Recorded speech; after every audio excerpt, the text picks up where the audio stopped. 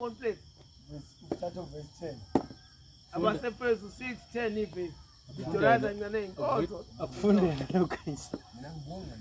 Siyashangane umelapha. Awazi lapho. Oh, waphethe sifika iBhayibheli sacela. Angikwazi. Uyangikwazi ngifika iBhayibheli. Ngiyangikwazi ngifika iBhayibheli. Maphethe. Mana ngaphuna umfana wonke lomkhandlu ubona ukuthi senkonzweni la. Umusa phela ukuthola isihlehlo umele emuva kufanele babe vele ukuthi sifikele umuntu omdala uzosipha izwi. Khanyisa wena amakhonfesi. Abasefezu 6:10. Khanyisa amakhonfesi. No, kuyakhanya malume. Abasefezu 6 ivesi u10. Yeah.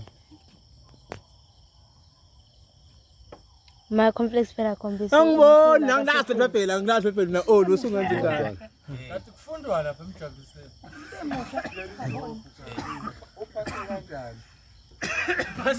Ukuthi ngiyalithanda izwi, angithandi mase lifikile ekhaya lize liphume lingatshalwanga. Awuthi kudala empana. Awusifikile le. Sifikile le.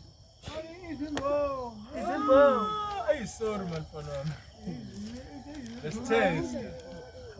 Abasefezu 6:10 ivesi khanyisa nasi nesihloko sakhona. Ngane thatha le video inkonzo le. Thatha ividiyo Paul. Dlala la ngasemshona. Usheka kancane umela uthatha le nkonzo wena. Hayi mana senkonzo uzobuye ehlawo. Ngempela phela lokho iBhayibheli, angilazi iBhayibheli. Hamba mshana uyofundela umuntu omdala iBhayibheli. Ngiyakufunda. Ubaba uzolitolisa. Ho. Oyedwa ngahambe funda lapho ubaba uzolitolisa. Nakho funda mshana. Abasefezu 6:10 funda nesihloko sakhona. Sithini isihloko? Izikhali zamaKristu Izikhali zamaKristu elokugcina elokugcina. qinana enkosini. Hayi baba uthukuthawa. Hayi Vala. Vala. ungamsaqhubeka. Elokugcina.